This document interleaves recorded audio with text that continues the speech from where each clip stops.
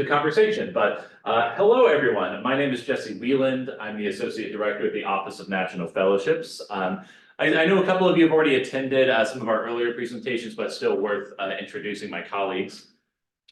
Hi, I'm Bonnie Garcia-Glockner. I'm the Assistant Director for OMF. Keith McCall, I'm the Assistant Director for the Office of Graduate Fellowships and Awards.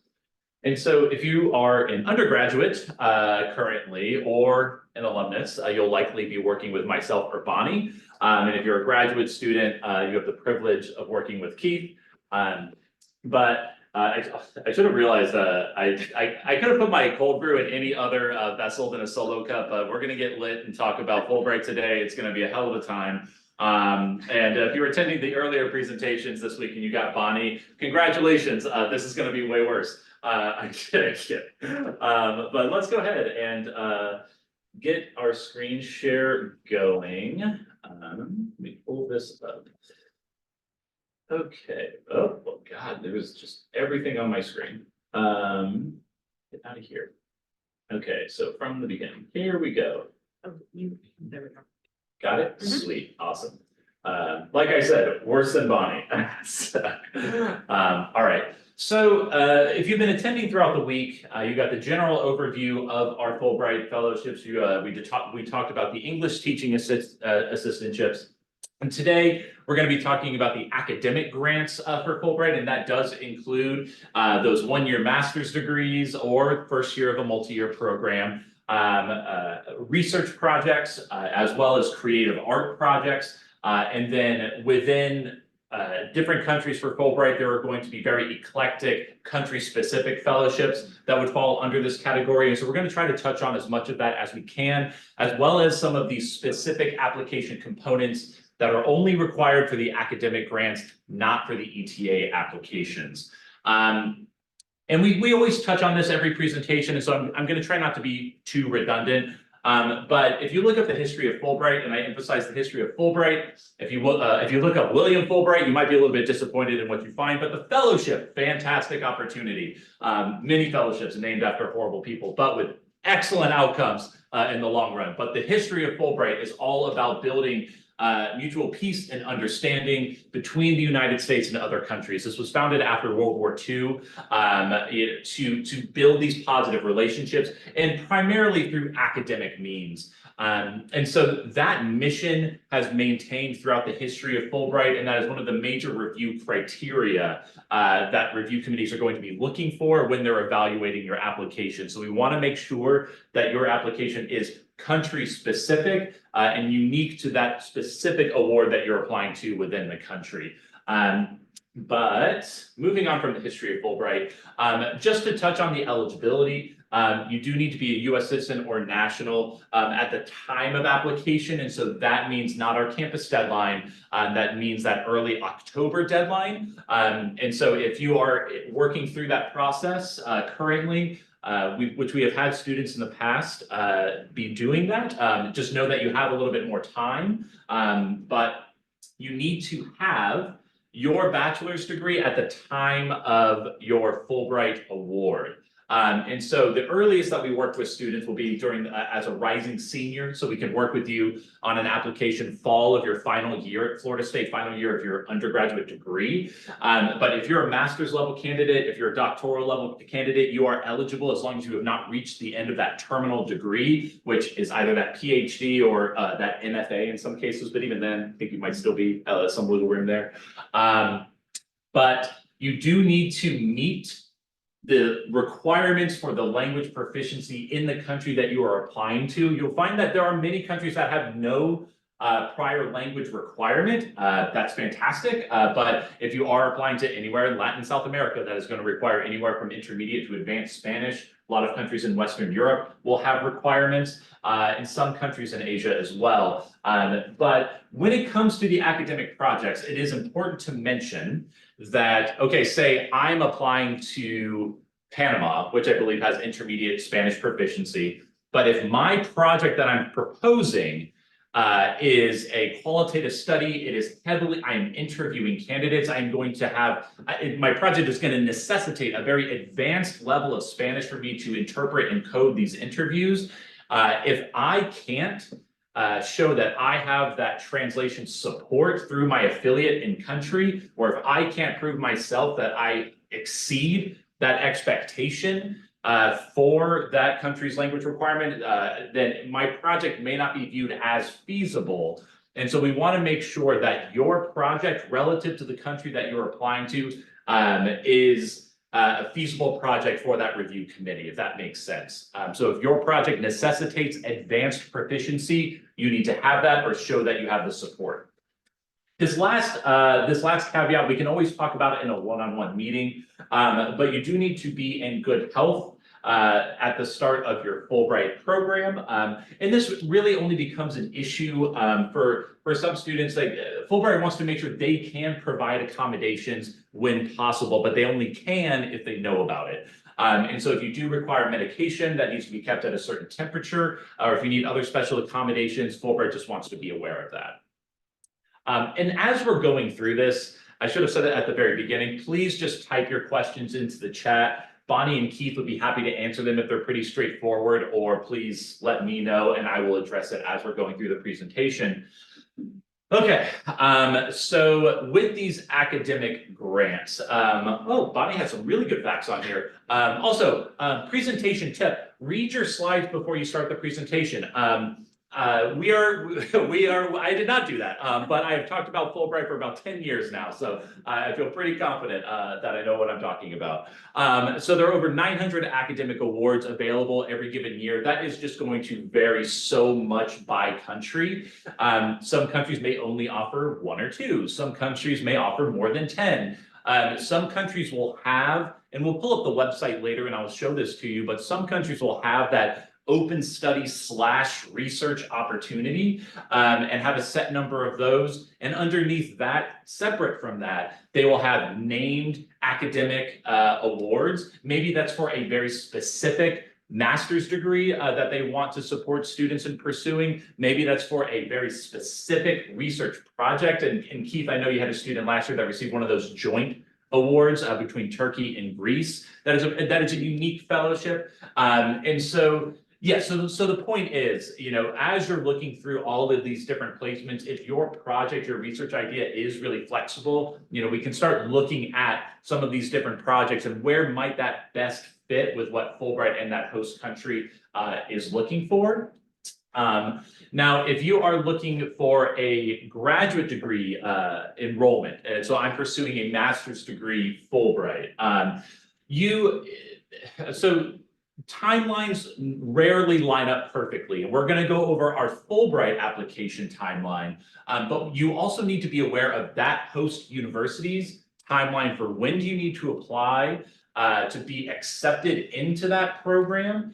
And ideally, because in the spring semester, after you apply to Fulbright in the fall, that's when you'll hear about your award. But if you hear positive news about your award and you have not yet been accepted into your program, well, your Fulbright is contingent upon you being accepted into the program. And so in some cases, and I'm always happy to dig into this more a little bit later, but in some cases, I've had students that have applied for, say, a graduate degree, a master's degree in the United Kingdom. They apply for that in the fall semester, same as when they apply to their Fulbright, but then they defer that award for when their Fulbright would, in theory, start. Because if you do that, in your application for Fulbright, maybe, depending on timeline, you might be able to show that you've already been accepted into that program, and that doesn't mean nothing to a review committee. However, if you are nominated as a semifinalist, usually at the beginning of the spring semester, Fulbright will allow you to re-access your application and be able to upload a document proving that you've been accepted into the university. So we just want to make sure that we can align that timeline as best we can. But also in this process, when you're considering a university, you're considering a country, you want to make sure that based on your academic record, that you're applying to a university where it's like, yeah, I feel confident in my chances of being accepted into this university. Because what you don't want to have happen is, you know, you get the Fulbright, but then you don't get accepted into your program. Now, as an arts applicant, if you're applying for a creative art project, you're going to be expected to do everything that any academic grant is going to require, which is your letters of recommendation. I'll get more into the letters of affiliation in just a little bit. You will have instead of a one-page statement of purpose, you do need a two-page statement of purpose. But then you also, dependent on your field, so if I'm a musician, for example, I can go onto Fulbright's website and I can find these supplemental materials that I need to submit for my project. And if I'm a musician, I know it's a very specific recordings that you need to have, a very specific types of pieces. I'm sorry, I was a percussionist. I only know how to hit things. I do not recall the nuances therein. But if I am in the performing arts, say I'm a theater student, it's going to require a couple of videos of me acting. And then these portfolios, you will see how they vary by discipline. And so you want to be aware of that well in advance, because I have had students that have wanted to apply for a Fulbright, and they're like, yeah, I got about 90% of this portfolio together, but I'm in the midst of working on something really relevant for my project, and I want to make sure that I have that ready by that campus deadline. So, I mean, we're talking to you now in February, you would have until late August to finish that or to record that, whatever that may be. Before I move on, any quick questions about the supplemental materials or the graduate school application timeline? Anything that I didn't cover that either of you would like me to touch on? But okay. Sorry, I got to take a quick hit. But okay, so moving on to the application components. So for any Fulbright application, it is a one-page personal statement. That is across the board what you're going to need to do. Now, this is one of the few opportunities that a review committee gets to hear from your own mouth. This is my story, this is my experience. And I mean, obviously the hardest thing to do is decide, okay, what tiny aspect of my lived experience do I want to speak to that I feel is relevant to this Fulbright project, to myself and to the opportunity that I'm pursuing. And even then, I often tell my students, yeah, it's a one-page statement. You don't have one page to talk about yourself. You have maybe about half a page, maybe a solid third to share that anecdote of your experience, something that you think speaks to your story. But then you need to get to the point, and the point is this, okay, so why Fulbright? Why this opportunity? Where am I going as a result, hopefully, of earning this experience?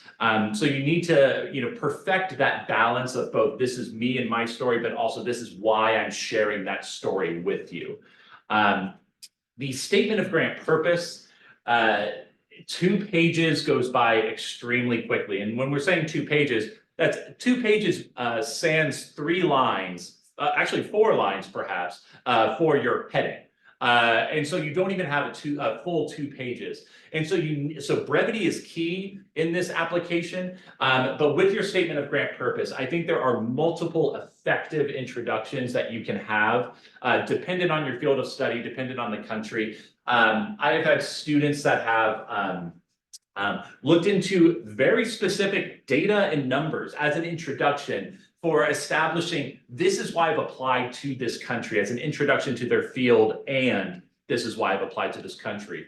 I've had students that have looked into current events that have been extremely relevant for what they're wanting to do. I've had students that have looked into education systems in the country that they're going to. Again, there are many correct answers to how to introduce your statement of grant purpose, but sit down with your advisor, and depending on your project, we can talk about what we might think would be an effective approach. Because then once you've established, after that first paragraph, second or 2 paragraphs, whatever it is, by the time I get maybe about halfway through your first page, I want some iteration of a sentence. And so with the support of the Fulbright Foundation, I don't use these exact words, I am pursuing this project in this place to do da da da da da da da. But set up that point. And then once you make that transition into talking about your research project, you have the rest of that first page, perhaps half of the next page, to tell me all of the details of, okay, what are you doing? Who are you collaborating with?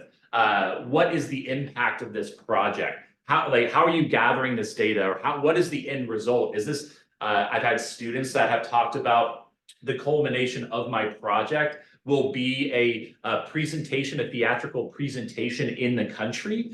I have had students that have talked about art installations that they're wanting to do. I have had students that have talked about, well, okay, my Fulbright experience is I am gathering all of this data that is so necessary for my dissertation, and then upon my return, this is how I'm compiling that data, and maybe I'm publishing this, and still sharing that data with my host country, my host institution. So regardless, you want to have an understanding to have a feasible project of this is what I am doing over the span of the 10 months that I am in country, and then this is where this is all going towards. This is how I'm going to present that either during my Fulbright experience or after.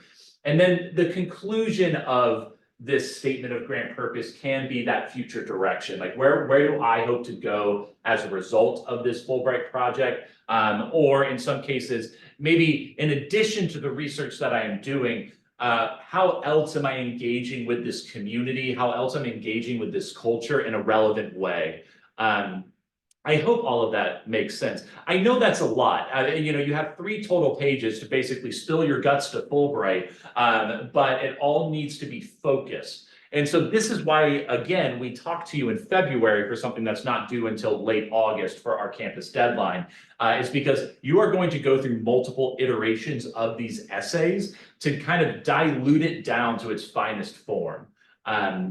Now, any other questions about I know you were typing and answering some, but anything I can address about these 2 essays? No, the question right now is not about essays. Awesome, cool. If you do have questions about the essays, please follow up. Okay, I have worked on Fulbright. This coming cycle will be my 10th year if I'm counting correctly. And every single cycle, the affiliation letter is consistently the most difficult element for a student to obtain, not always at the fault of the student. And so let me back up. So the affiliation letter, you can submit anywhere between 1 to 3 affiliation letters in your application. 3 is not always better. It's not like, like gotta catch them all. This isn't Pokemon.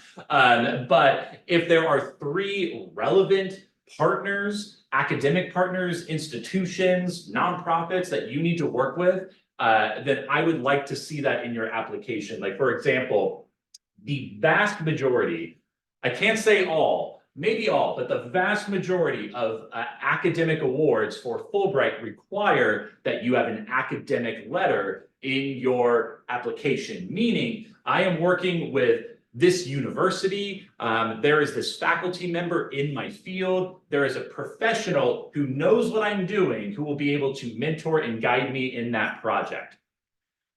A few years ago, I had a student, just to kind of give you an example, I had a student that was proposing a film project in Germany, and some of the finer details in this moment I won't remember, but what I do remember was that there was a building that was being developed and was transitioning into this space. I think it was a historic building that was being remodeled, but it was being developed into a space that could be for businesses that were going to be there, artists. There was going to be open artist space, and it was also going to be housing for the refugee community in that area, or people that were in need of housing. And so my student wanted to document, because they were able to see like, okay, so if I apply to Fulbright this year, I will be there when that building is being finalized and then would open. And I want to document the construction. I want to document the artists. I want to document the communities that are moving in here to develop this project. They got their academic affiliate. There was a nearby university and someone in their field that they contacted months in advance. It was like, yes, this sounds like an awesome project. I would love to help you. This student also made the added effort to reach out to the nonprofit organization that was leading the development of this space to be like, hey, is it okay if I am at the site recording and fulfilling this? And yes, that organization responded to them and were like, we would be happy to have you. There was a third relevant affiliate that they worked with, and I want to say it was an artist coalition that was partnering with the nonprofit to make sure that these artist spaces were going to be available and affordable. And so altogether, the feasibility of this project was extremely sound. All parties involved were like, yes, we want you to be here. I've had students in the past that have, for some of these art installations, they've gotten an approval from the studio they want to work with. For students that are doing archival work, they have gotten affiliation letters from libraries that hold the materials that they need. In one rare instance, I had, you do not need to do this, but I say this in every presentation because I find it hilarious, but also like, how do you tell this person no? I had a student that got the mayor of the small town in Austria or Germany, where they were going to be, that was like, please send them here. We would love to do this project. You do not need the mayor of, middle of nowhere Germany to agree to your project to be effective. But this is something that requires, like, these relationships need time. You can be, I've had students that have worked with their faculty here at Florida State that have helped facilitate, kind of served as a liaison, for their students to connect them to relevant labs or relevant faculty abroad. I have students that have sent cold emails entirely on their own, like, hey, can we set up a Zoom call? However you go about it, as long as you start early, because every cycle, there's always one, at least one. There's always one student that wants to do an academic project in France and they tell me about it in June. And not that that can't happen, but it's like, well, no one's going to respond to you because France is a country that actually takes holidays seriously, and they are not going to be working over the summer. I envy that, but we will be working over the summer on your project, and then maybe you'll hear back in August. But the point is, the goal for my students is that we are talking now, so you can spend the next month or so maybe doing some research on your own, and then maybe in March, April, before the fall, like the summer really starts, you're able to send out some of those initial emails to get that conversation started. Any questions about affiliation letters that I did not cover that would be relevant right now? Start early, that's the point. And we have samples. I guess I could have given you more about so it's essentially anywhere from a 1 to 2 page letter that is from that entity saying, yes, we know Billy Bob is applying to do this coral reef project in Australia, and we can provide these resources for them. This is how we are supporting their project, is essentially the gist. Cool. Selection process and timeline. Buckle in, you will be sitting for a while. We have, so our process, we are recruiting right now to allow students time to do their research, to find the relevant project that they're wanting to pursue. And then by June 5th, that is the deadline to enroll in a Canva course we've developed. Is it finalized? We're still like, it's pretty close. Pretty close. Okay, yeah. So there's time. But that is the deadline to enroll in that course. And that is going to be a nice, we hope, is a supportive community of all of FSU's Fulbright applicants from the bachelor to the master to the doctoral level. And then you'll have until June 20th to submit your first full and completed drafts. I did not say good drafts. I just said full and completed drafts, because from June 20th until August 28th for ETAs, August 29th for everyone in this presentation, you will have over 2 months to really, and we are happy to work with you well ahead of this. I should clarify, and between June 5th and June 20th to help you. But you have over 2 months to hammer out the finer details, like I was saying, to dilute those essays to its finest, most distilled point, and then submit for our campus deadline. Now, it is crucial that you meet that campus deadline because the entire month of September, and it's usually over the span of 2 weeks, I would probably about like that second, third week of September, we are hosting campus interviews with our committee, our Fulbright committee, which is made up of faculty from all different disciplines, former Fulbrighters themselves, or people with expertise in areas where we consistently get a lot of Fulbright applicants, and they are going to review a full and complete application that you submit to interview you, give feedback, usually about 20 minutes. And then you are able to take that feedback and with your advisor, apply it to your application. But the benefit of going through that process is that there will be a committee member from that interview who will write what is called a CCE form. It's a campus committee evaluation form, and it is essentially a one-page endorsement of your application, in addition to the 3 letters of recommendation that you will have already had by that point. And I have in the past, read CCE forms that have nearly brought me to tears. When done well, it can be such an excellent character reference, or maybe an endorsement of just your professionalism, maybe an endorsement of your knowledge of the country and culture that just adds maybe a layer that your recommenders didn't touch on. And that's something that you only get by going through our process, because the alternative is, if you're an alumnus, maybe you just apply on your own, because can undergrads even apply if they don't go through our process? I know that was a question. I think you have to. Because otherwise, the alternative is if you're an undergraduate student and you apply to Fulbright, and Fulbright knows all of their partner institutions, they know which institutions, all of them, have these types of campus processes to some degree. And so if they know you opted out of this process, that's going to raise a lot of red flags in the review process. Yeah, undergraduates can still apply, but it is Okay. so not recommended because. Extremely not I recommended. mean, you don't get any of that review from either our office or from the faculty. And it looks bad to the national committee.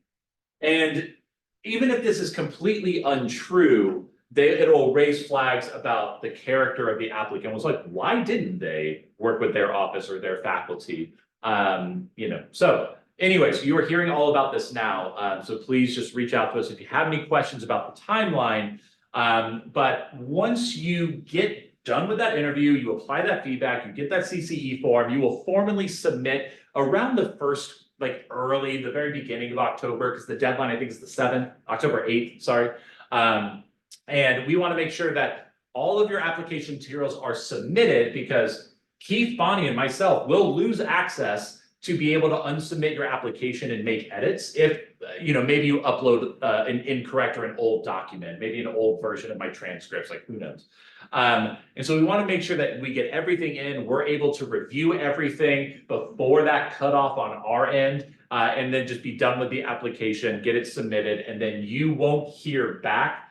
A few select countries notify in late December, right around the winter holiday, but the vast majority won't notify until mid to late January, whether your application has moved forward from the American screening process to the National Review Committee. So you will either get a, thank you so much for applying, please apply again, or congratulations, you're moving forward. And sometimes in that email, you will get the time of your interview, if you have one.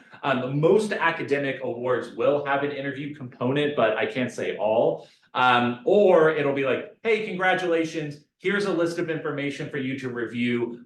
You will hear back, in the coming weeks, if we offer you an interview. And so you just want to make sure, another pro tip, please remember the email address you use when you register your application.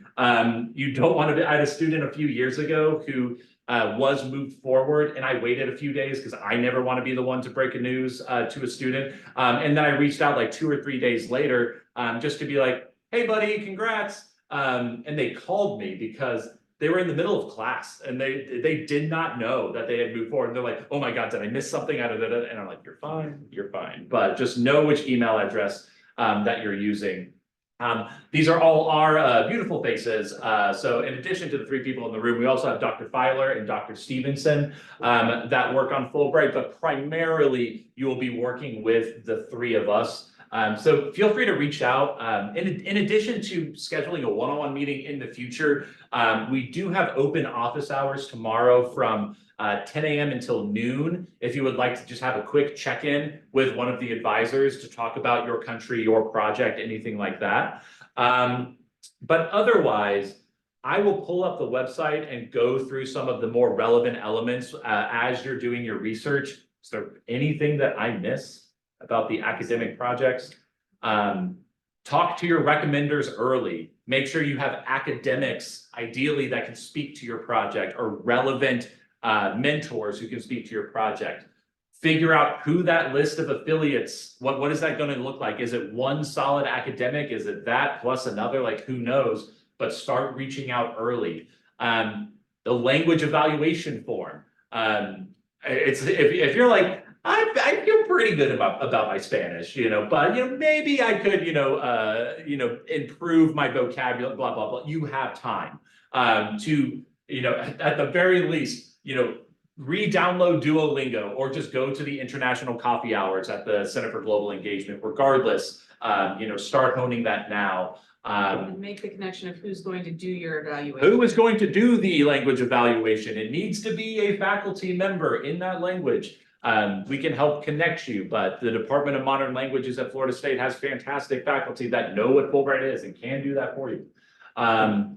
Those are really the three, I mean, outside obviously your essays, but those are the three components that I can't control. Keith and Bonnie can't either. And so please let those people know well in advance what you need and when you need it by. You need it by the campus deadline. Any other quick questions before I pull up the website?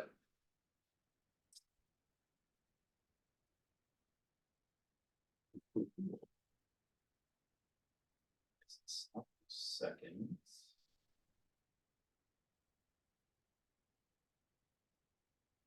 All right.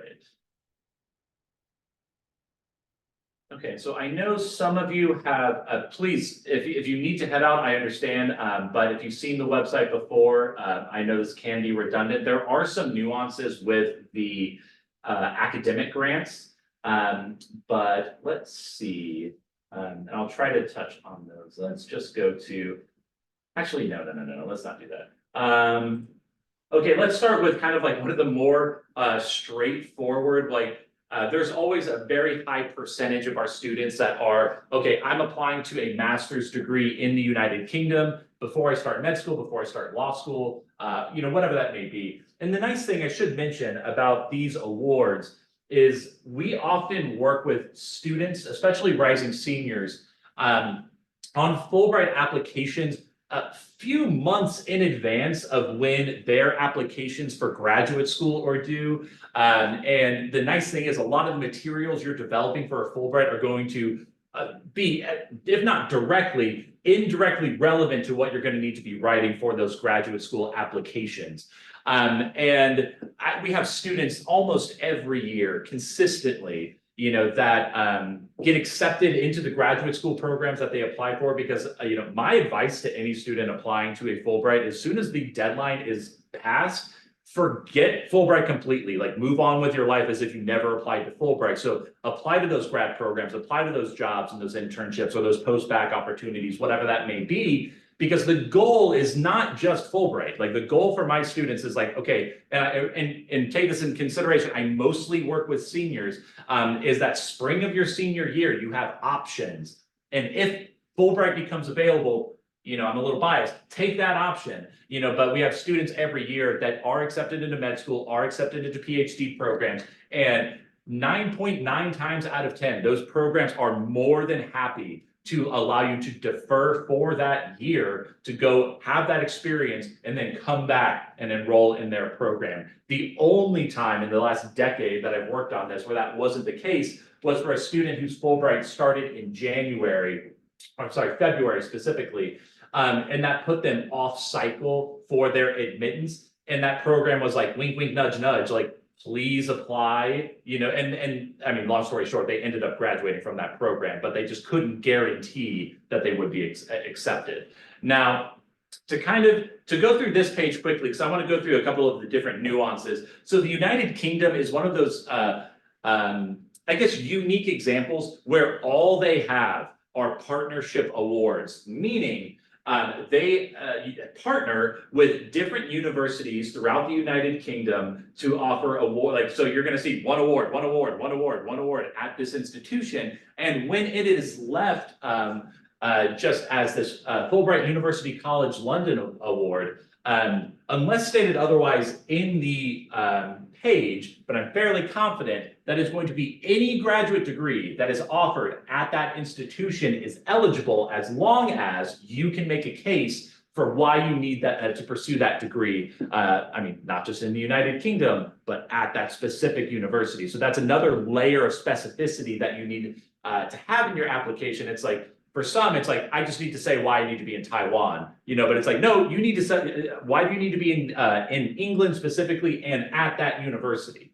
Now you're also going to see this UCL Entrepreneurship Award. Okay, so that is an award for that specific degree. There's also one on here in dance. And so, it's like, if you're not a dancer, then okay, cool, you can knock that one off the list, but the vast majority of these are going to be open awards exclusively for graduate degree enrollment. And so, again, I'll pull up a different page later to show some of these differences, but just kind of starting through, you'll see at the very beginning, the duration of your award. This is open to all 3 levels of applicants. So it's not exclusive to master's degrees.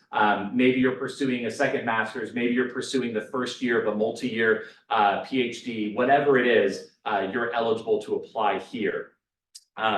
Now, different countries are going to have different, some of these are extremely vague and broad, and that's because it's open to students from all academic disciplines. And but sometimes these award profiles and the candidate profiles will be very hyper specific, but usually through the United Kingdom, it's like, we're looking for academically elite students to pursue that. It's like pretty generic. You'll see the grant period. Like I was saying in that candidate profile, we want students who demonstrate rigor.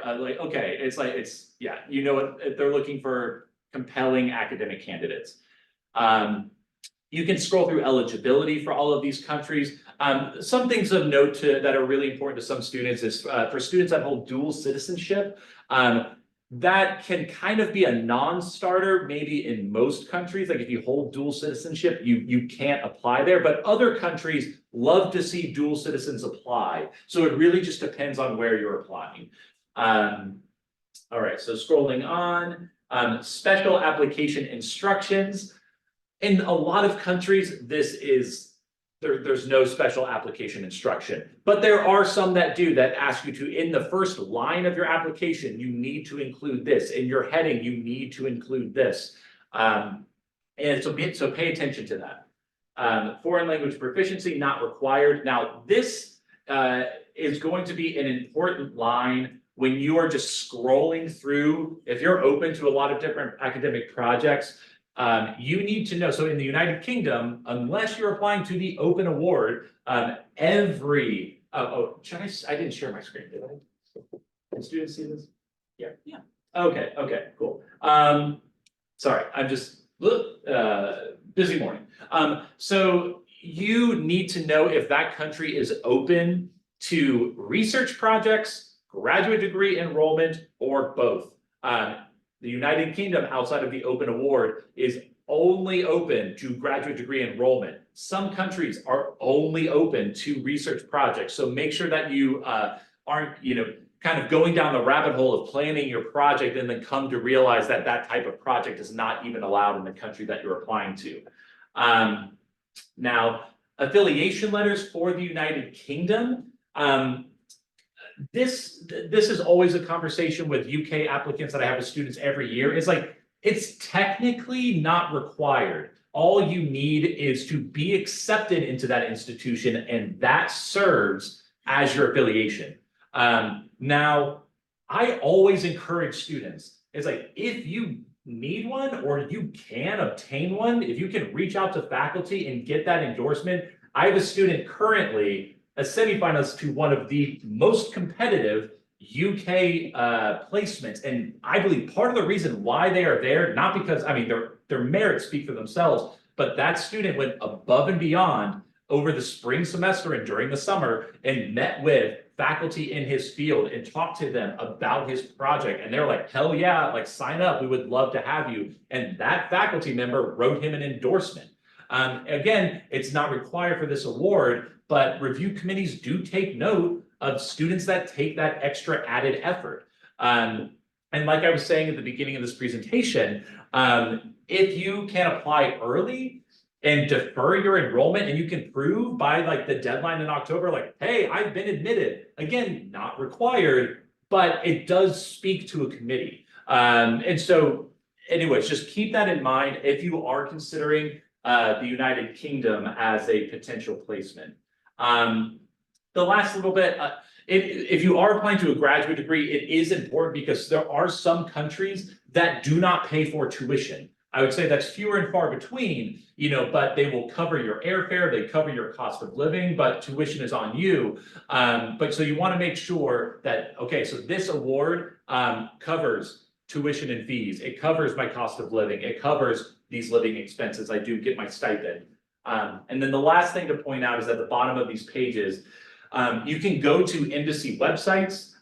You can read about what are some of the initiatives in country that, maybe that the United States is leading the charge for or partnering with organizations in. And if some of those initiatives align with your research or your goals as a professional, that's maybe kind of a subtle hint that your project would be very well received by that country.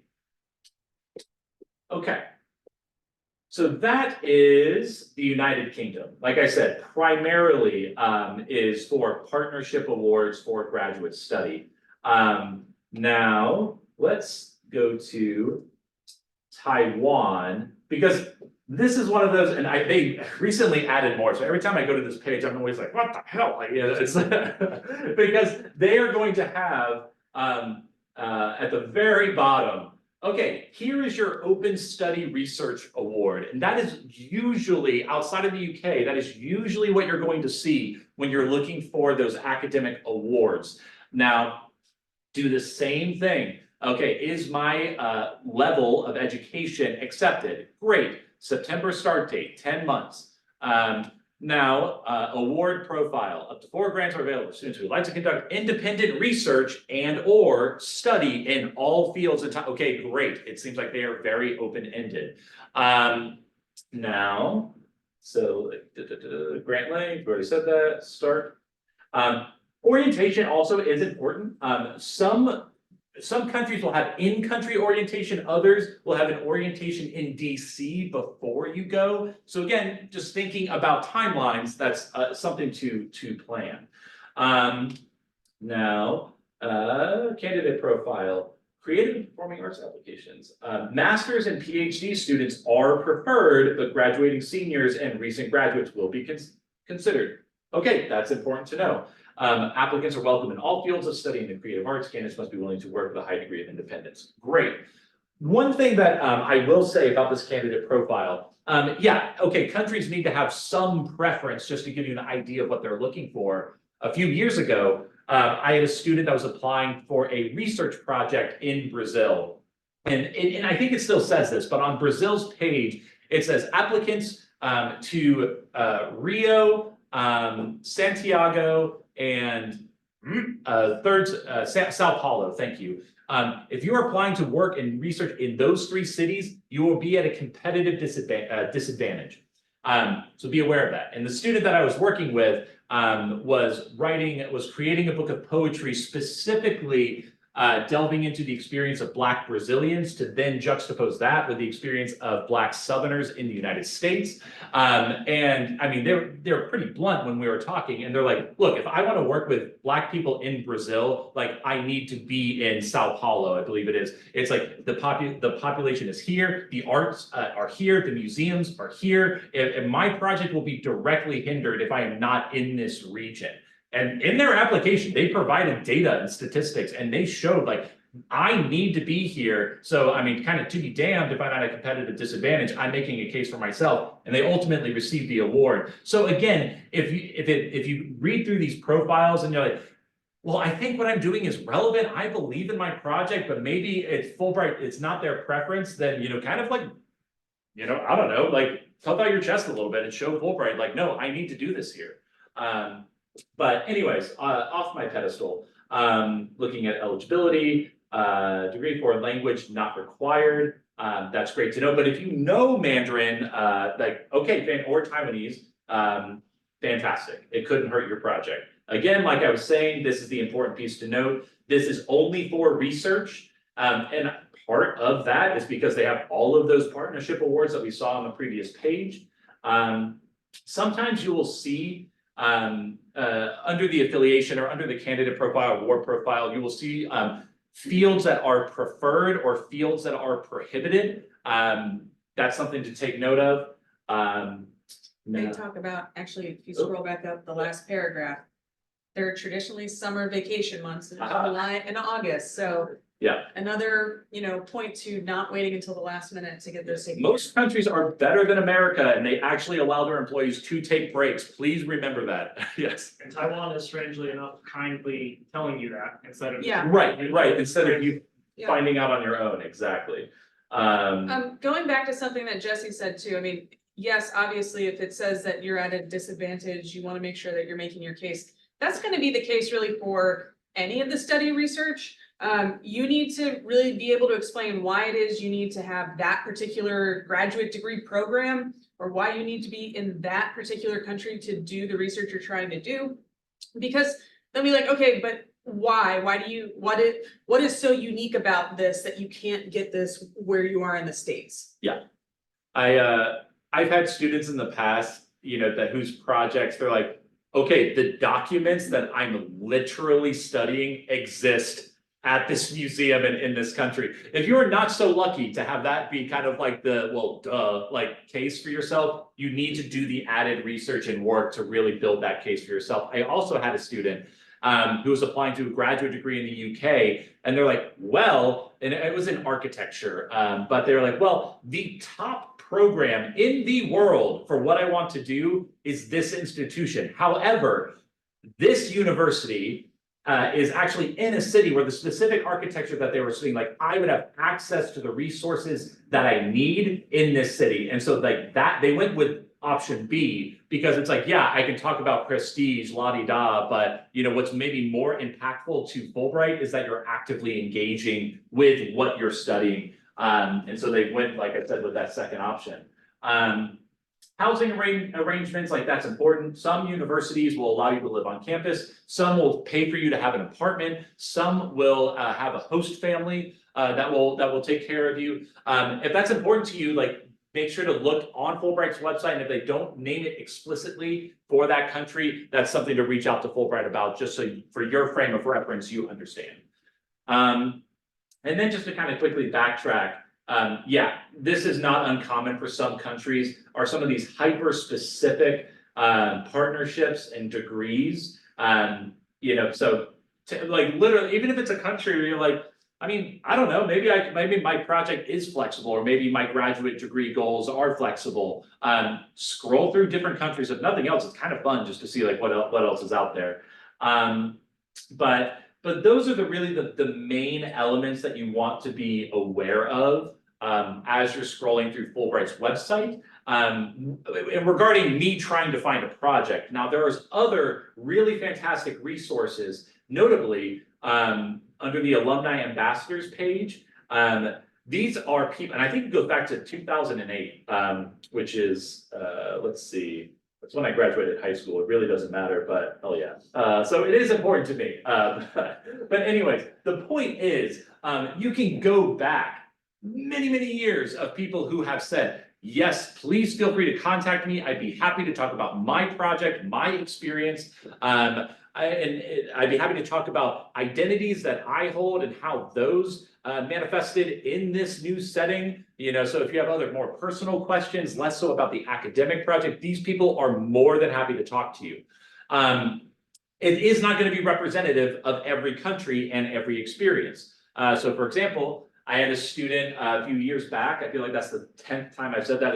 I've had a student, but yes, I think that speaks to the experience that Bonnie, Keith, and I have had over the years. Is like we can likely put you in contact with one of our former students that can talk about their experience. But I had a student that was doing a public health project in rural Vietnam. And try as they may, they were having a really difficult time getting email responses back from potential affiliates.